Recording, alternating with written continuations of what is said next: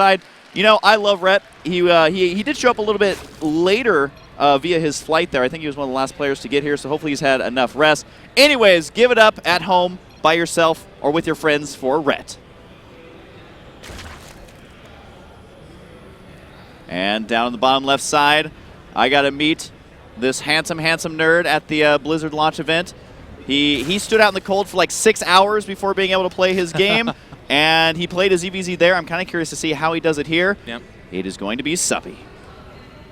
Suppy, ever optimistic. Quick note on Liquid Rhett. You had mentioned that he came in late last night. Actually, Anna and myself had the pleasure of running into him in the lobby. We're like, Rhett, what the hell are you doing up late? And he said, you know, I got home. I got here to the hotel. I went in my room. And Sen was sleeping dead center in the middle of their one bed they're sharing, snoring loudly with all of his crap all over the room. Oh. Which I think is really advanced and excellent tactics by Sen. He's not taking any prisoners. It's like, you know what, if I could screw up the sleep schedule of anybody in this tournament, I'm going to do it. But of course, joking aside, Rhett went to sleep just fine. And the nice thing about MLG is it starts at a really decent hour later, so things are totally fine. But let's talk a little bit about the ZVZ. And... oh. Yeah, a little bit of choppiness there. It seems like we've regained control. We're okay. So we talked about how Mutalisk dominates the matchup for the most part. And of course, what we're talking about is the mid to late game. It's very Mutalisk-centric. Sorry, guys. We're having a little bit of tech problems. So we're just trying to get that under control here as we go. Seems like we might be okay here. But the beginning stage, and the reason that this matchup is pretty good for Zerg players is that lane baneling still seems to be kind of the weapon of choice here.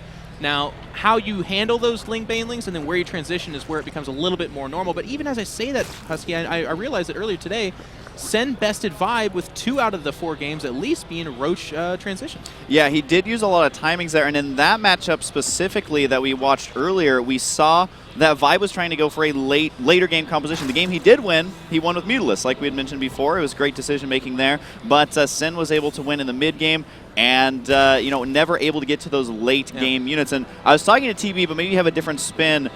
Do the new units added in Heart of the Swarm, do they have much place at any point in this matchup? You know, I think that's an interesting thing to ask because I think it eventually will. I think we'll start to see them, particularly maybe the role of the Ultras, which isn't technically a new unit, but I guess how it functions within the compositions they're in. I'm starting to use too big of words and confusing myself. The very bottom line is the Swarm Host, the Viper, do they have a new role in ZVZ? I don't think so. I think if you look at the Viper, you say to yourself, that's a lot of supply/gas. What would you do? Like tug an Ultralisk? Well, okay, it needs to be tugged in because it's going to do melee damage anyways. Do you tug a Broodlord? You're probably not going to see Broodlord. So I don't think those guys have too much of a role. And then, of course, with the Swarm Host, I just think the Mutalisk is just always going to infinitely be the better choice, especially if I could do Swarm Host versus Mutalisk, I think I could beat Leonok. I'm just going to, well, maybe not, but it would be closer than it should have been. Yeah, I will say Leonok tearing it up with the Swarm Host, but it does look like right now, I like to call it the gentleman's agreement, where they're kind of going similar stuff. They're not super all-in rushing each other or anything like that. But ZVZ, I still feel like it's one of the most volatile matchups because we've seen Zerg players lose so many games just over getting hit by one single baneling. So you definitely have to watch out for that. And there is going to be the double baneling nest for these players here coming right up. And right now, is this more defensive banelings on the timing of this, or what's their plan? Well, interestingly enough, Husky, you brought up a really good point here. They're almost exactly at the same time /supply. I mean, the baneling nests are going to complete at the same time. Of course, we have Rhett's speed finishing just a little bit earlier, but that's not that big of a deal unless you're in the middle of the map. But as we can see here on the mini-map, there is nothing out there. So, you know, I think they both, knowing their playstyles, they prefer it that they're defensive. They'd like to be the guy that goes to that mid and late game. Both Suppy and Rhett are not rushy Zerg players like a Vibe would be or a Sen, as it turns out. Yeah, no, absolutely. Sen would be trying to, say if he was going against Rhett, he'd definitely be trying to lock that down. Yeah. But Spinecrawler on the way here for Suppy. Always like seeing a little bit of defense, and Lair Tech on the way for both players. Now, we're actually seeing a little bit earlier for Rhett. He's kind of known for making lots and lots of drones, but this time deciding to go for the early Lair Tech. And what exactly can Rhett do here? Looks like some issues there. Oh, is that me? Is that me lagging out? I think so. My caster APM was just way too high. I think the universe wanted us to take a pause because you brought up a really good point. And we should discuss this. What can Rhett do with that earlier rare? Earlier Lair. I mixed Rhett and Lair there. Well, you know, again, we talk about the Mulus, and I promise you guys we're not going to beat this up too terribly bad, but if Mulus are good, earlier Mulus are better. They give that map control. They allow you to kind of pin back the other guy and say, you're always going to be playing that guessing game. Do you have more Mulus because you went later and had more resource at your disposal, or do you have less because I started earlier? We're really sorry about the lag, guys. Of course, this is going to go ahead and we're right underway, and we still got Husky in the game, so that's good. But the layer timing is interesting, too, because that also opens up the opportunity for those roaches we saw in that Sen series. But more probably accurate in this series, if you don't have the Banelings to defend, Rhett already skipped out on the Spine Crawler. He is pretty light in the loafers in terms of defense. Light in the loafers, I think, is the best way to describe Rhett ever. We do have the Spire on the way, and we also are going to be having the layer tech going to be finishing up here for Suppy as well. And I'm kind of curious to see exactly what Suppy decides to plan for the future. I would assume it's going to be Mutalisk, as both players would really benefit from that. And you got to remember, the Mutalisk is basically a new unit. They made it much quicker, and they also made it regenerate HP, which if you're out of combat just for a little bit, the HP regeneration is quite nice and makes those Mutalisks last a lot longer. You do still have to watch out for fungal growth, although it's not nearly as good as it used to be. So I think that's why we're starting to see more and more mutas. Yeah, it's now more of a skill shot if you've been playing those MOBAs. It's no longer like an insta-cast where, okay, everything underneath that click is all of a sudden in trouble. We are going to have this third challenge here. Suppy's moving out with a greater number of Zerglings. 2 Banelings moving out to intercept, more being morphed in here from Rhett. But these are a little bit late. The Lings are going to have an early punch here in on these Zerglings and Banelings, but the Banelings are just kind of waddling back and forth. They're looking for that connect. They want to hit as much stuff as they possibly can. Yeah, and Red actually being so aggressive with these 2 Banelings here, and usually you'll see a Zergling turn around and begin individually attacking those. They do eventually get cleaned up there. Overall, I think it was still going to be a relatively even battle there, as it does look like Red is going to go ahead and move out into the center of the map, and it looks like he's going to try and do some damage there. Looks like Suppy is going to go ahead and pause it there, as both players are saying they're having some lag issues. It might actually be my machine and not the internet or anything like that. So we're going to go ahead and figure out exactly what to do there, because obviously in a ZVZ, if you even have like a second of lag, you can end up losing. I mean, maybe in some of the other matchups you can get away with it, like a big Protoss ball or something like that, but in ZVZ, especially once it's getting down to the Baneling style of things, especially for both players that are going that, you cannot deal with that. So let's just go ahead and jump into a super quick break, make sure we can get this taken care of, and hopefully resume right where we picked up.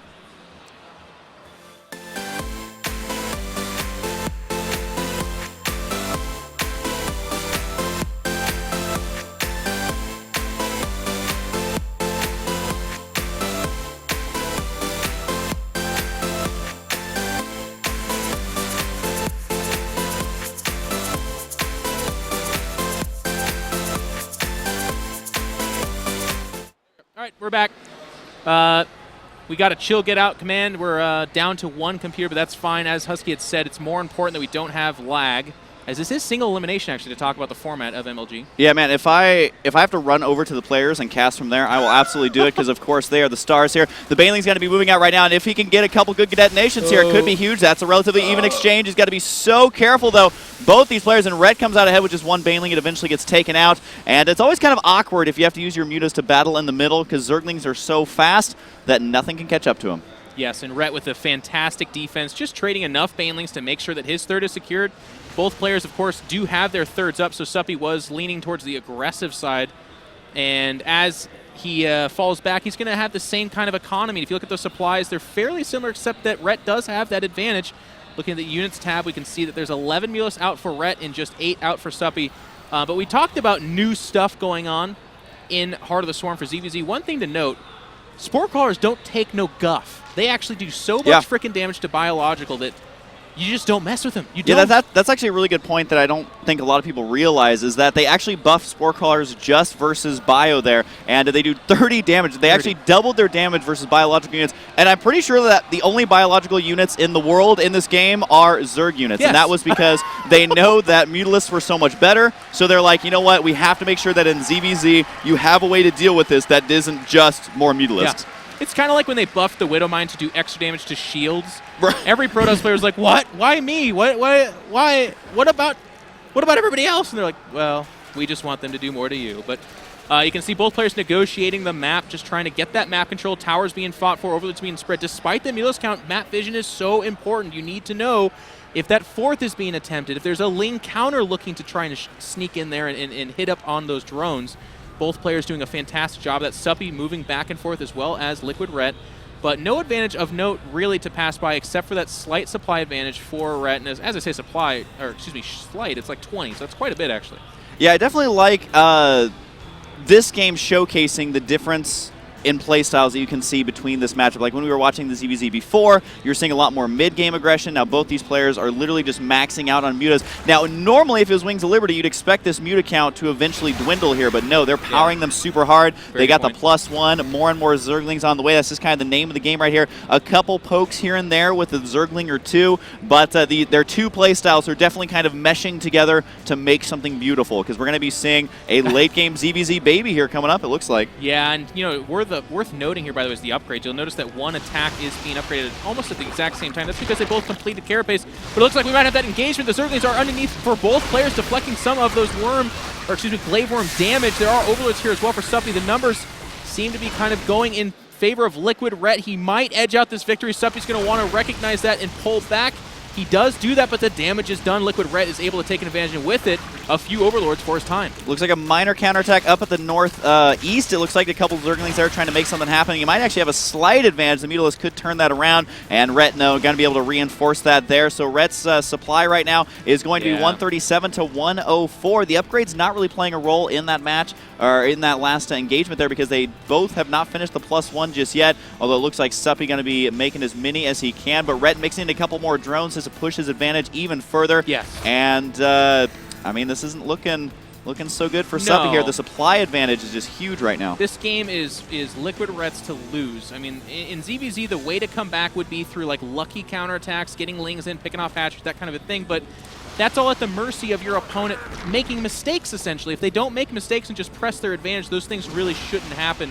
And you had said earlier, fungals are pretty much non-existent in ZVZ, and that is the case. So if you have less mutas, you're just not going to win a fight. And if these counterattacks continue to get cleaned up, like we're seeing here, well, then your options are just, they're non-existent. It's going to be gone. And Suppy's going to push out here, but actually kind of fractured off a chunk of those mutas. That would be one way to get back into this. That'd be kind of weird. He's going to go straight for it. Lots of Lings there. You got to remember the Lings do absorb some of those Glaive Worm bounces. I think Suppy's just going to have to tap out if he keeps trying to engage like this. For now, all he can do is try and buy some time, maybe try and get an upgrade advantage in some way. The Lings got to go directly into the main base. The Mutalisk for Ret going to be going down to the natural. There's going to be so many dead drones because there's so many Lings up there. Although Ret does have to back out. Watch out for those Spore Crawlers. They just do ridiculous damage with the Lings as well. Trying to focus down the Spire there, but the Ling's not upgraded, so that's going to take a little bit of time here. And is he going to get that Spire? It's getting dangerously low. He will be able to get that right there, which is going to delay the upgrade and, of course, delay the Mutalisk count as well. Although it looks like Red's still losing quite a bit of stuff in this engagement, but there he goes. Going to be cleaning up those drones,